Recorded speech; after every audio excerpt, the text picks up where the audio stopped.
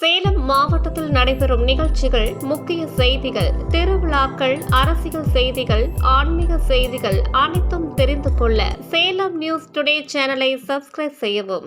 தவேக தலைவர் விஜய் 51வது பிறந்த நாளை முன்னிட்டு 1000 பேருக்கு அன்னதானம் வழங்கப்பட்டது. தமிழக வெற்றிக் கழக தலைவர் விஜய் 51வது பிறந்த நாளை முன்னிட்டு சேலம் மத்திய மாவட்டம் வடக்கு சட்டமன்ற தொகுதி 33வது வார்டு பகுதியில் தவேக சேலம் மத்திய மாவட்ட செயலாளர் தமிழன் ஆர். பார்த்திபன் பொதுமக்களுக்கு அன்னதானம் வழங்கினார்.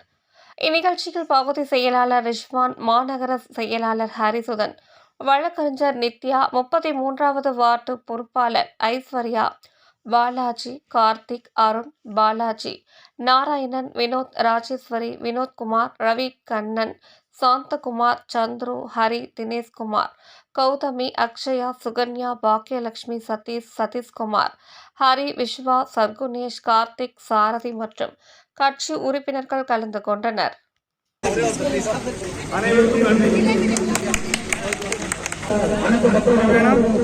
அனைத்து மக்களும்